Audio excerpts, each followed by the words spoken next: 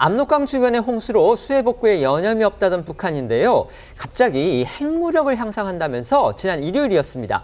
국경에 이동식 발사대 250대를 배치하는 기념식을 연 사실이 북한 매체 보도를 통해서 확인이 됐습니다. 이 발사대가 실전에 배치가 된다면 이 남한을 향해서 최대 미사일 1000발을 동시에 쏠 수 있다고 합니다. 물난리 통해 이렇게 무력 시위를 벌이는 거 나름 이유가 있겠죠. 네, 북한은 우리 정부가 이 수해 피해에 대해 인도적 지원을 제안한 데에서는 부정적 의사를 보이면서 오히려 이 미사일 전방 배치라는 이 군사적 긴장 고조 카드로 응수를 해온 셈인데요.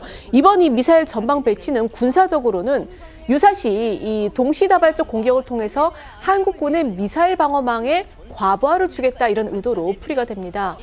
먼저 이 북한 조선중앙통신이 어제 보도한 신형 전술탄도미사일 무기체계 관련 기념식 모습부터 보시겠습니다. 동지들, 오늘 우리는 새로운 전술 무기들을 우리 군대에 인도하기 위한 기념식을 하기 위해 특색 있는 행사장에 모였습니다. 250대의 신형 전술탄도미사일 발사대들을 마주하고 있습니다. 국경 지역에서 중요 군사 활동을 담당하게 됩니다. 북한이 국경 최전선 부대에 배치한다고 밝힌 이 발사대는 북한이 2022년 4월부터 시험 발사에 나선 근거리 탄도미사일 화성 11 라형을 위한 발사대로 파악됐는데요.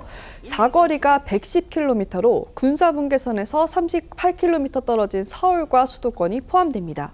또 660 차량에 사각형의 발사관을 4연장으로 얹은 형태로 이는 단순 계산으로 했을 때 발사대 250대가 동시에 가동되면 한꺼번에 1000발을 날릴 수 있다는 얘기입니다. 관련해 전문가 목소리 듣고 오시죠.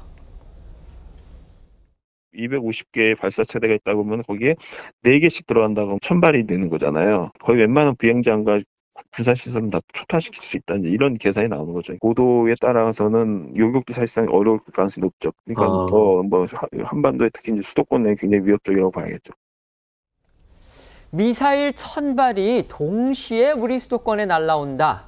정말 상상하기도 싫은 정말 엄청난 위력이고 또 우리에겐 위협이 되는 겁니다.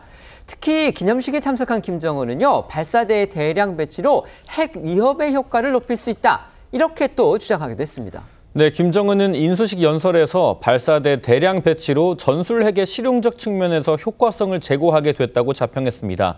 그러면서 대화도 대결도 선택이지만 보다 철저하게 준비되어야 할 건 대결이라면서 긴장 수위를 높였고요. 이어 가급적 빠른 시일 내에 핵 위협을 억제하고 보다 향상된 수준의 핵 역량 태세를 구비할 것이라고도 강조했습니다. 최근 우리가 수해 지원을 제안하면서 손을 내밀었지만 북한은 여전히 적대적 대결 구도에 몰두하는 모양새인데요. 이는 극심한 수해 피해로 느슨해진 내부를 결속하는 효과를 염두에 둔 걸로 보입니다. 전문가 목소리 들어보겠습니다. 수해 때문에 굉장히 어렵잖아요. 그 어려운 상황에서 위대한 지도자는 이 민생과 함께 안보도 철저히 챙기는 그런 위대한 지도자다. 그런 걸 함께 보여주면서 동시에 어려움을 좀 덮어보려고 하는 그런 의도도 있지 않을까.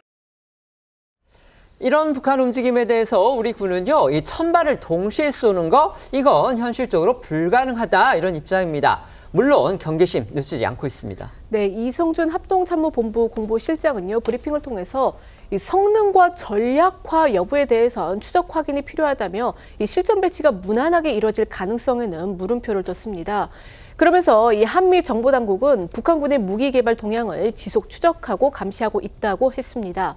이 군의 한 관계자도 전방의 미사일 발사대 250대는 미사일 탄종을 감안하더라도 이 과하게 많은 숫자라면서 이 거기에 넣고 쏠 미사일 확보도 북한으로서는 쉽지 않을 것이라고 말했습니다. 이번 기념식에는요, 김정은의 딸 주애가 또 석 달 만에 공개석상에 등장을 해서 눈길을 끌었습니다. 그런데요, 이 북한 매체들이 이 사진으로는 김주애를 공개했는데 기사에서는 또 아무 언급을 하지 않았습니다. 이건 또 어떤 의미가 있는지 주목되는 부분입니다. 네, 조선중앙통신과 노동신문은 어제 보도에서 인수식 관련 보도를 하며 사진도 공개했는데요. 사진 중 10여 장엔 김주애가 크고 작은 모습으로 등장합니다. 다만 김주애가 기사 본문엔 언급되지 않아 눈길을 끌었는데요. 그간 북한 매체들은 김주애가 참석한 행사인 경우 김 위원장 행보를 보도하면서 하면서 사랑하는 자제분 등으로 호명한 것과 비교하면 이례적이기 때문입니다. 관련된 목소리 모아봤습니다. 경례하는 김정은 동지께서는 사랑하는 자제분과 함께 연령대원들과 경축 대표들이 영광의 시각을 기다리고 있는 광장 주석단으로 걸음을 옮기셨습니다.